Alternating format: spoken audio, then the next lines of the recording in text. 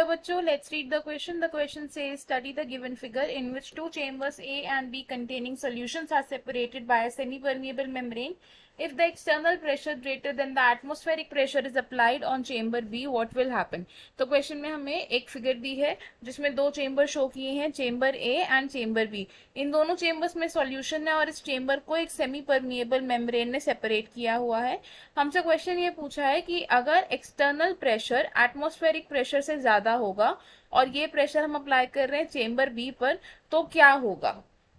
तो सबसे पहले क्या कहते हैं, इस क्वेश्चन में हम की कॉन्सेप्ट को समझ लेंगे. इस क्वेश्चन में हमारा की कॉन्सेप्ट होगा ऑस्मोसिस. ऑस्मोसिस क्या होता है? ऑस्मोसिस यानी कि वाटर मॉलिक्यूल्स की मूवमेंट होना from a region of higher concentration to a region of lower concentration. क्या होता है ये? Movement of water molecules from a region of higher concentration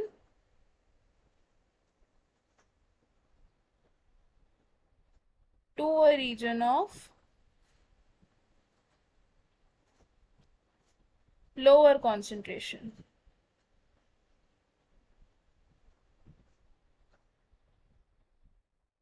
लेकिन कभी कभी क्या होता है कि अगर प्रेशर कंडीशंस डिफर हो जाती हैं तो ये जो मूवमेंट है वाटर की, इसकी डायरेक्शन रिवर्स हो जाती है.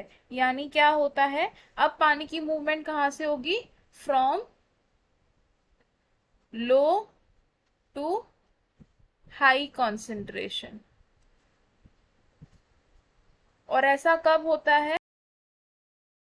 जब एक्सटर्नल प्रेशर एटमॉस्फेरिक प्रेशर से ज्यादा होता है. When external pressure is greater than atmospheric pressure. और इस मूवमेंट को हम क्या कहते हैं? Reverse osmosis. Reverse osmosis. Reverse osmosis की डेफिनेशन अगर हम लिखना चाहे तो क्या हो सकती है? रिवर्स ऑस्मोसिस क्या होता है? ये movement of water molecules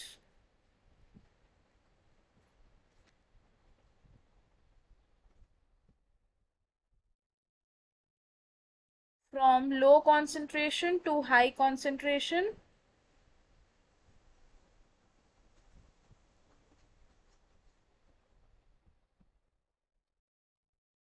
when external pressure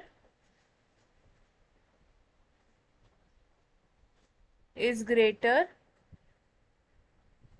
than the atmospheric pressure.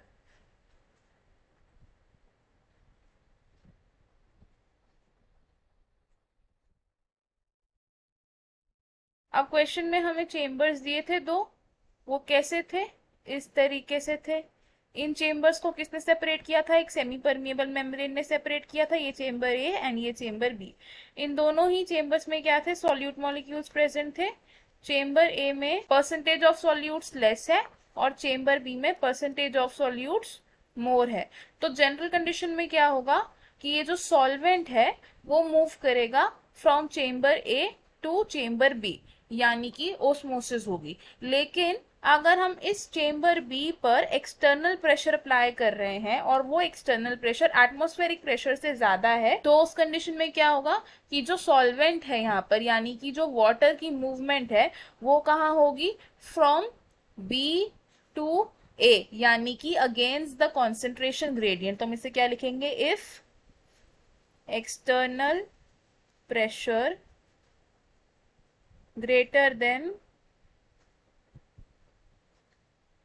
atmospheric pressure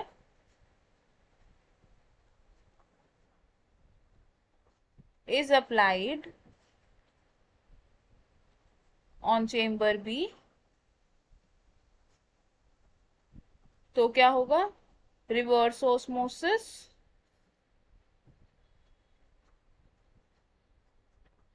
will occur। Reverse osmosis होगी यानी कि जो सॉल्वेंट है हमारा वो मूव करेगा from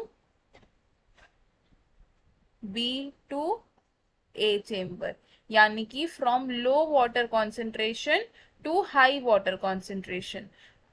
I hope you understood it well. All the best. Thank you.